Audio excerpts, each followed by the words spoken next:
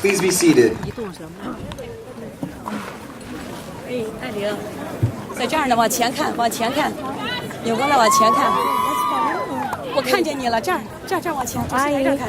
阿姨，我注意台这儿看。Good evening, friends, family, teachers, staff, and fellow peers. My name is Sebastian Liu, and I would like to thank you all for coming to the graduation ceremony of the class of 2011. 4 years ago, I stood in front of a similar crowd, giving a similar speech, and seeing the similar faces I see now. It was our 8th grade graduation at Miller Middle School. For some, not much has changed, yet for others, everything is different. I feel truly privileged to be able to stand here today, once again, with 450 of my fellow graduates after these 4 years of growth. More than 12 years ago, we packed up our little backpacks and took tiny steps heading toward our first classroom on the first day of school. Our little hands gripped our parents' arms tightly as we refused to let go until we were finally reassured that they would be back here to pick us up at the end of the day. And thus began our 12-year journey.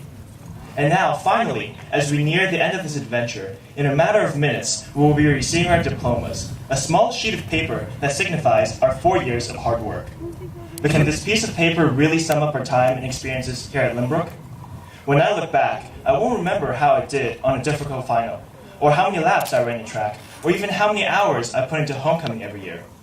What I'll remember are the memories created, the friendships made, and the emotions developed in these years. Because what makes Lynbrook truly extraordinary are the extraordinary students here. This evening, our graduation is a tribute. It's a tribute to all those who held our hands and walked us to our classes 12 years ago. A tribute to those who cleaned up after us and always had our best interests at heart. A tribute to those who will forever share the unforgettable memories these past years watching us grow up. 4 years ago, I ended my speech in the exact same way. As French writer Anatole France put it, to accomplish great things, we must not only act, but also dream. Not only plan, but also believe. Today, let us dream, and let us believe in the class of 2011, because our high school graduation marks the beginning of a new road, not an end to an old one. Thank you once again for joining us this evening for the graduation ceremony of the class of 2011.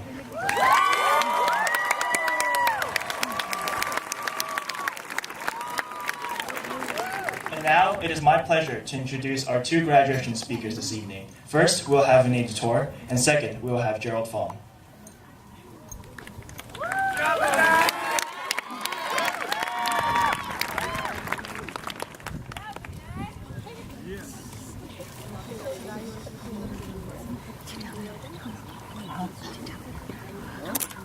Lynbrook High School. We've had an amazing time here. These 4 years have provided a great opportunity for us to examine our beliefs and ethics. As I thought about graduation and how to explain what I learned here, certain phrases kept popping up in my head. They were the graduation cliches. You know, one door opening while the other one closing. They're definitely cheesy, so why would I even think about including them? It's because those very cliches all had original substance that, at one point, had been universally accepted as valuable pieces of wisdom. So after thinking about those overused words with their important messages, do they really teach us anything? Let's take a look. Cliche number 1, surround yourself with good people. Yeah, we've heard this one since childhood, but Lynbrook gave us the opportunity to create a rich network of close friends. And it was those amazing groups of people who really made things happen, especially in the class of 2011. How else can you explain a robotics team that wins a National Engineering Inspiration Award while advancing to the finals of the Cal Games for the first time in 10 years? A Lynbrook band that was so talented, it was personally invited by an all-state committee to play at All-State. No audition needed. A DECA chapter that's barely 3 years old, but already has had 17 members qualify for international competition. An EPIC staff winning national awards while managing to write articles that high school kids would actually read.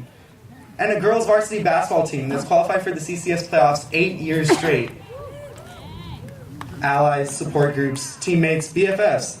I don't care what you call it, but you found it at Lynbrook, and it was a huge part of your happiness and success in the last 4 years. Number 2, do unto others as they would have them do unto you. As a class, I think the moment we really got this one right was after our senior homecoming, our 2nd win in a row. We were winning way before Charlie Sheen even thought of the word, but months after the banners came down and the trophies were handed out, we still continued to help the younger kids, and even cheered alongside the freshmen at the Welcome Back rally.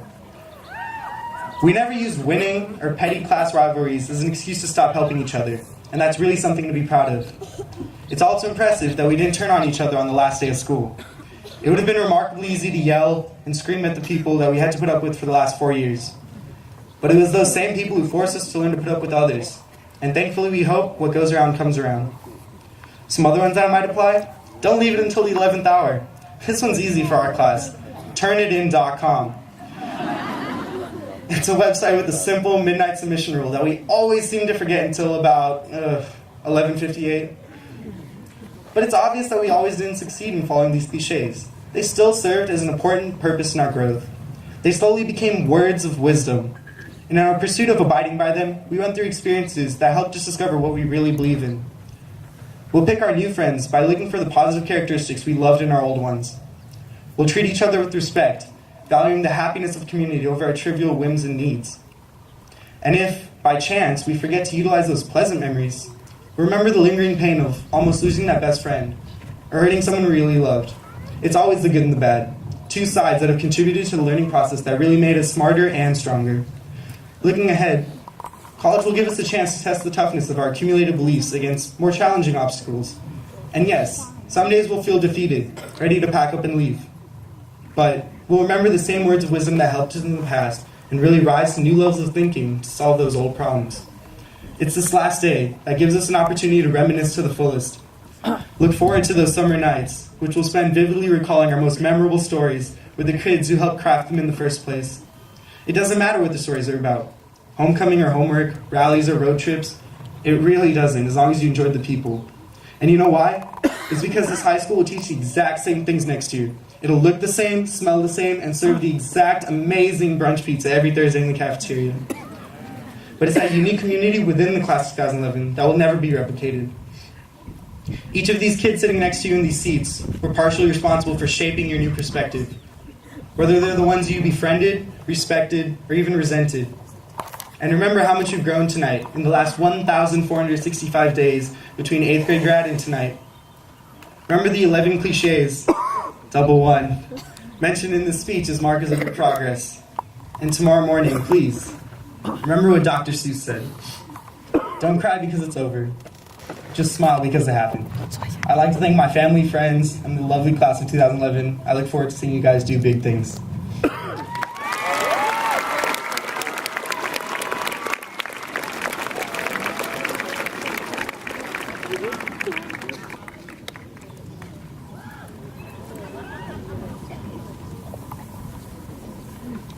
Hello, my name is Gerald Fong, and I feel honored to be able to speak today in front of you.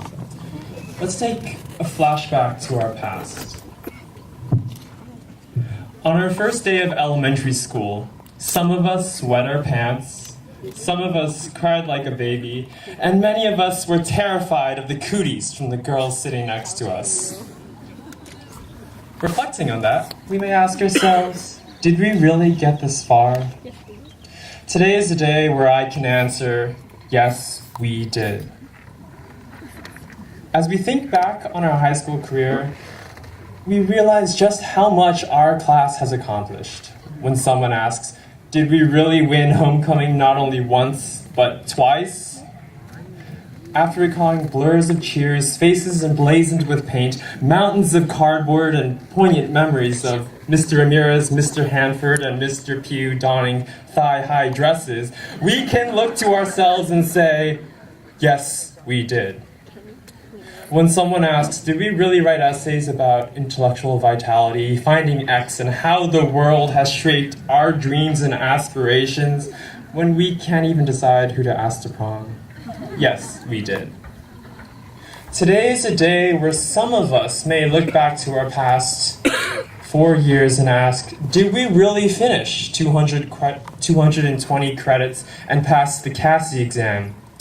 To those who may have asked that curious question, yes, we did, thanks to the unwavering support of our family, friends, teachers, and guidance counselors who have joined us on this momentous occasion.